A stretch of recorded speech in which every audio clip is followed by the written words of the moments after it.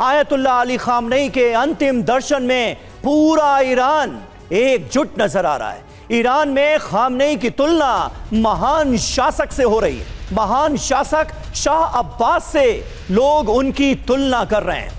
Ayatollah Ali Khamenei को शाह अब्बास जैसा महान नेता बताया जा रहा है। शाह अब्बास का शासन फारस का स्वर्णिम युग था, गोल्डन पीरियड माना जाता था, और अब शाह अब्बास के नेतृत्व से हो रही है आयतुल्लाह अली खामनेई के शासन की तुलना।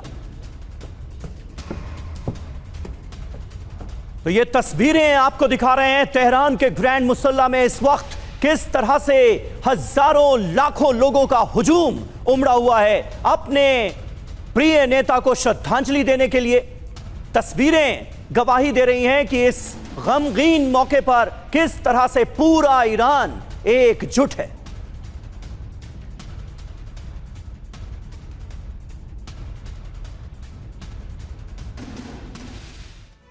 तो देखिए, आयतुल्लाह अली खामनेई की जान ले ली गई थी, अमेरिका और इजराइल के हमले में उनकी जान गई थी, और अब उनके जाने के बाद लोग याद कर रहे हैं फारस के शाह अब्बास को।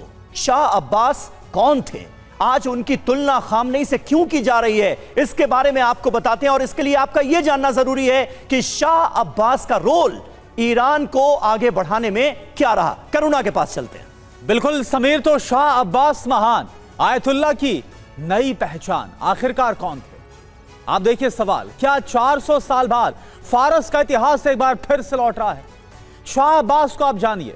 400 साल पहले फारस का सबसे महान शासक, शासन में 1588 से 1629 फारस का यह स्वर्णिम युग था। सफाविद राजवंश को ऊंचाई तक शाह अब्बास ने पहुंचाया, फारस को सैन्य, आर्थिक और सांस्कृतिक शक्ति बनाया, काकेशस से लेकर फारस की खाड़ी तक प्रभाव फैलाया, व्यापारिक मार्गों पर पकड़, क्षेत्रीय राजनीति में काफी अहम भूमिका रही। जी हां, तो ये थे शाह अब्बास। अब 400 साल पुराने शाह अब्बास के फारस और आज के ईरान के प्रभाव क्षेत्र के बीच एक तुलना करके हम आपके सामने रखने जा रहे हैं। बहुत इंटरेस्टिंग फैक्ट है, जरा गौर से देखिएगा। 400 साल पहले शाह अब्बास महान ने फारस को उसकी सबसे बड़ी ताकत और सबसे बड़े विस्तार तक पहुंचाया था। 1588 से लेकर 1629 तक उनके शासन में फारस की सीमाएं इराक के Baghdad, Caucasus, Azerbaijan, Armenia, Georgia, Dagestan, Turkmenistan, Afghanistan के हेरात और कंधार, बलूचिस्तान और फारस की खाड़ी और हॉर्मुज तक फैल गई थी। सोचिए कितना विस्तार दिया उन्होंने अपने शासनकाल में। उस दौर में फारस पश्चिम एशिया की सबसे प्रभावशाली ताकत बनकर उभरा था। आयतुल्लाह अली खामनेई के दौर में ईरान ने इराक, सीरिया, लेबनान और यमन में अपने सहयोगी नेटवर्क के जरिए जबरदस्त प्रभाव बढ़ाया। हॉर्मुज स्ट्रेट, फारस की खाड़ी, लाल सागर और काकेशस तक ईरान की रणनीतिक मौजूदगी और धमक पहुंची।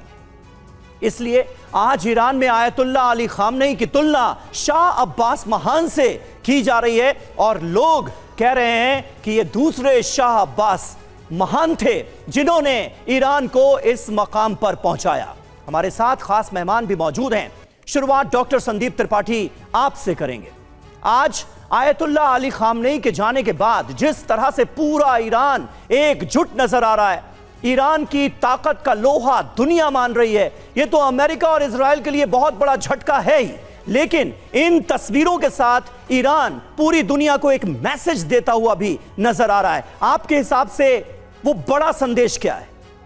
देखिए समीर जी, जब आयतुल्लाह खामेनी साहब का असैसिनेशन नहीं हुआ था और वो एक डर हमेशा अमेरिका और इजराइल दिखाता रहा कि हम मार देंगे, तो वो तब भी वो कहते थे कि मेरी मृत्यु जो है ईरान को एक नया जीवन देगी। कई बार जब एक नेता, एक लीडर जिसका बहुत बड़ा एक मास अपील होता है, जब देश के लिए उसके बहुत अच्छे कुछ कार्य होते हैं, उससे क्या होता है, उसकी मृत्यु भी एक नया जीवन देती है, एक नया लाइफलाइन देती है राष्ट्र को। और मुझे लगता है कि ईरान उनके असैसिनेशन के बाद से जो लड़ाई लड़ पाया वो कहीं ना कहीं इंस्पिरेशन रहा है वहाँ के IRGC को और ईरानियन की लीडरशिप में। और इसीलिए ईरानी लीडर्स हमेशा कहती थी कि कितने आप खामेनी को मारोगे। तो कह सकते हैं कि ये जो तुलना भी आप बता रहे थे शाह अब्बास की, जनरली होता क्या कि जब एक महापुरुष किसी राष्ट्र का बहुत एक कंट्री को उस ऊंचाई पर ले जाते, जब ऊंचाई की बात करता हूं तो वहां स्वाभिमान और कंट्री की संप्रभुता से जुड़ी हुई होती है कि वो कंट्री जब झुकने के लिए तैयार नहीं है, वो कंट्री जब किसी हेजमनी को चैलेंज देने को तैयार है,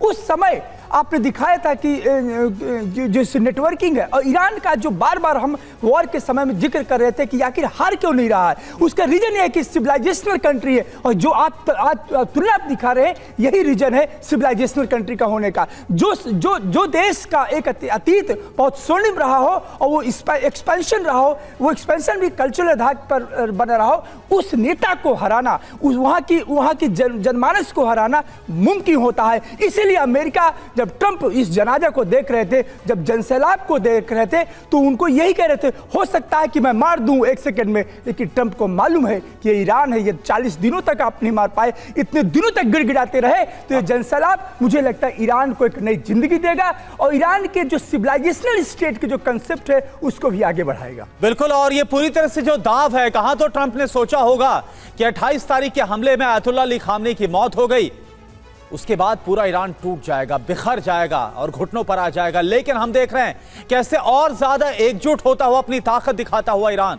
नजर आ रहा है।